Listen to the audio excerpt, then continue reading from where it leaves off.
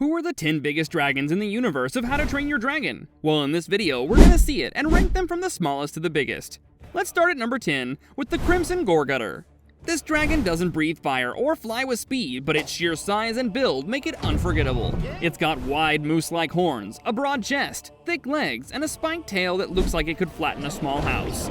In that group shot with Cloudjumper and the other key dragons, it visibly dwarfs even the Stormcutter, which already tells you it's playing in a different weight class than most. It's a Boulder class dragon, and even though it doesn't play a central role in the action, the animators clearly treated it as a heavy hitter. Most estimates place it somewhere between 100 and 150 feet long, making it one of the biggest land-based dragons ever shown on screen, especially for one that isn't a Titan Wing or Alpha.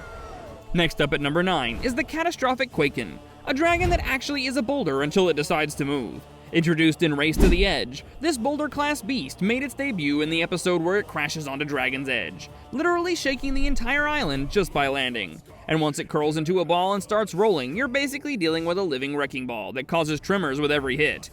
It's not fast, but what makes the Quorin terrifying is its Titan Wing form. In that upgraded state, it balloons in size, becoming significantly larger than most boulder-class dragons, even rivaling the Crimson Goregutter in bulk. When it rolls through solid rock like it's made of paper or knocks down cliffs just by ricocheting off them, you get a real sense of how heavy this thing actually is. Most fans estimate its length somewhere in the 100 to 150 foot range, but because of its rolling, compressed shape and unusual body structure, its mass feels even bigger than that. The show never gives us a clean side-by-side shot with dragons like Cloudjumper or Hookfang, but when it goes head-to-head with a pack of Gronkles and outclasses them completely, it's clear this is a seismic event with teeth. Now we have at number 8, Jormungandr. He's a dragon that's more rumor than reality, but still too massive to leave off this list. If you watched Race to the Edge, you'll remember the moment it was mentioned. The name drops during a seaquake incident, and while we never get a clear full-body shot, what we do see paints the picture of something ancient and absolutely huge. The dragon is named after the Midgard serpent from Norse mythology, which already sets expectations sky high. In the series, it's blamed for underwater tremors and is shown only through distant flashes, underwater shadows, and a quick glimpse of a spiked body shifting beneath the ocean surface. Now, there's no official stat sheet to go by, but based on what we know of other sea dragons like Submaripper, which Jormungandr is often compared to, most fans place it somewhere around 150 to 200 feet long. Moving on to number 7, you actually see the Submaripper in action during the Race to the Edge episode, Dire Straits. And the way it shows up tells you everything about its scale. The scene starts when the gang is out at sea investigating reports of disappearing ships. The ocean goes completely still for a moment, then suddenly a massive whirlpool opens up beneath the vessel and drags it down as if the sea itself just split open. You catch a glimpse of its enormous back breaking the surface, and its glowing blue lines flash right before the whirlpool swallows everything. The gang barely escapes, but not before they realize something. This dragon isn't just big, it's hunting. You never see it head to tail, but based on the whirlpool size and the ship it nearly swallows, the Submaripper is estimated to be about 150 to 200 feet long, which is about as big as the Jormungandr, though it feels more real since it's fully animated in that episode. Next at number 6 is the Screaming Death, who makes its first appearance in Defenders of Berk. And from the moment it bursts out of the ground, it's obvious this thing isn't just an oversized dragon. The episode Tunnel Vision shows it in full horror, with Berk's underground foundation trembling before this pale, snake-like monster explodes upward, flinging debris and Vikings like toys. It's a mutated Whispering Death, but its white skin, red eyes, and enormous body set it apart. Where normal Whispering Deaths stretch about 50 feet, this one coils through tunnels the size of buildings and breaks through entire mountains with ease. You can see it dwarfing Toothless and other dragons by several times during its biggest scenes. In one attack, it spirals around a tower and crushes it without even coiling fully. It literally rips through their defenses while letting out a high-pitched screech that disorients everyone nearby during a confrontation with the Dragon Riders. The estimated length of 250 to 300 feet makes it one of the largest land-based dragons in the series, and arguably the most fearsome one that doesn't need fire or flight to dominate. We've gotten to the top 5, and breaking the ice is the Titan Wing Shellfire that makes its on-screen debut in Race to the Edge, specifically in the episode Shell Shocked, and it doesn't take long to realize how dangerous this thing is. When it first emerges from beneath the waves, it comes up like a living island, its spiked armor shell towering above the surface while the sea churns around it. You can hear the creaking of wood and the panic from Vigo's fleet before it even attacks. Its main weapon is a high-pressure water cannon fired from its head, strong enough to tear through warships in seconds. In one encounter, it sinks several ships with ease, forcing an entire fleet to retreat, while even Toothless can't get close due to the sheer force of the blast and its heavy armor.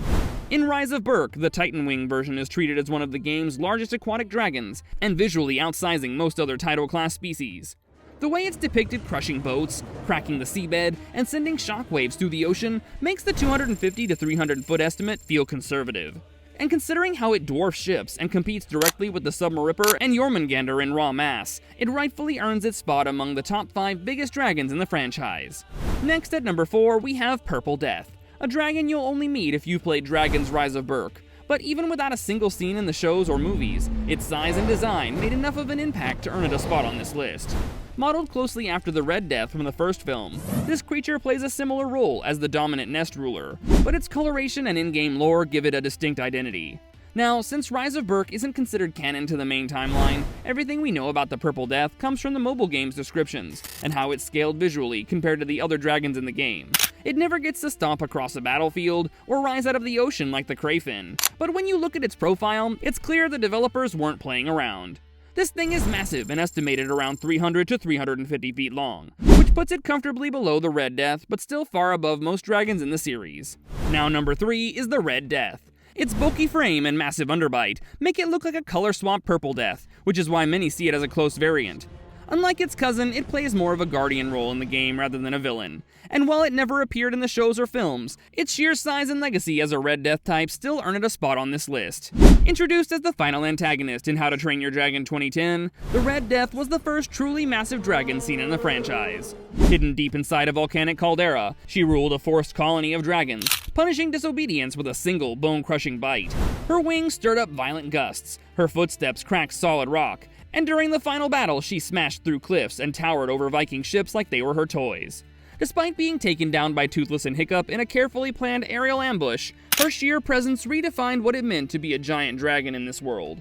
By size, she's estimated to measure between 400 and 450 feet. Almost at the end, at number 2, we've got the Forever Wing.